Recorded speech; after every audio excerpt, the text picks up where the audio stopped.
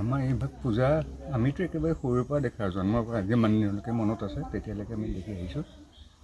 আমাৰ শতবৰ্ষ গঢ়িলে তেতিয়া আমাৰ দেউতা গোবিন্দ চন্দ্ৰ বৰুৱা আৰু বৰদেউতা বিনন্দ চন্দ্ৰ বৰুৱা তেতিয়া এটা উখল মাখল পৰিৱেশ আছিলে। আমি চবেই একেলগে সুনীলদাহঁত আহে, ফণীপৱন বৰুৱা, নীলপৱন বৰুৱা এইবিলাকো আহিছিলে। আহি পেলাই পৰিৱেশটো মানে এতিয়া এইটো নাই আৰু তথাপিতো যে মানুহখিনি ৰাখিছে এওঁলোকে পৰম্পৰাটো ধৰি ৰাখিছে, সেইটোৱে এওঁলোকক মানে যথেষ্ট ধন্যবাদ দিছোঁ। এনেকৈ চলি থাকিব বুলি ভাবোঁ আৰু সিহঁতে কোনেও এৰি নিদিয়ে ব্যৱস্থাটো।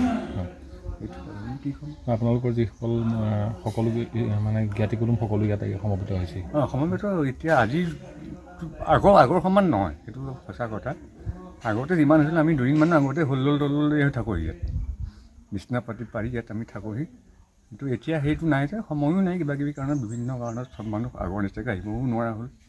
গতিকে তেনেকৈ চলি আছে, চলি থাকিব লাগিব। এইটো আগলৈকে যিমান দিনলৈকে আমি স্বাস্থ্যই টানে আহি থাকিম।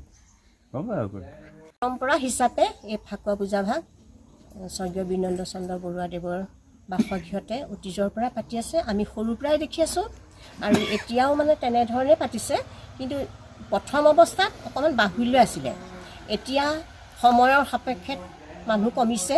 তথাপিও পূজাভাগ তেখেতসকলে পৰম্পৰা হিচাপে ৰাখি আছে আৰু এই মূৰ্তিভাগ বহুত পুৰণা মূৰ্তি। এতিয়াও তেখেতসকলে সেই মূৰ্তিভাগৰ ওচৰত ৰাতিপুৱা পুৱা গধূলি অৰ্চন বন্দন সকলোখিনি কৰি আছে। আৰু এই পূজাভাগত সকলো মহিলাও গোট খাই নাম গুণ গায় আৰু আবেলি ভাগত ফুৰাবলৈ নিওঁ আমি। মই সৰুৰ পৰা দেখিছোঁ, মোৰ ঘৰ নেপালী সত্ৰত, মই বিয়নী হিচাপে আহিছোঁ। মোৰ ছোৱালী এখন গাঁৱতে বিয়া দিছোঁ কাৰণে, কিন্তু ইমানেই ভাল লাগিছে।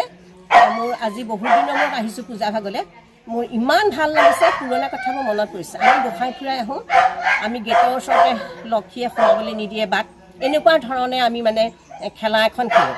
তাৰপৰা বৰপুখুৰী পাৰতে সকলোখিনি বহোঁ খুব আনন্দৰে। গোটেই গাঁও আমাৰ লুতুৰি পুতুৰি হয়, তিতা গাৰে বহি তাতে খেলা ধূলা কৰি চাহ জলপান খাই আমি বহুত আনন্দ ভোগ কৰি আছোঁ। আৰু সেই পূজাভাগ এতিয়া পৰম্পৰা হিচাপে তেওঁলোকৰ পৰিয়ালৰ মানুহে ৰাখি আছে।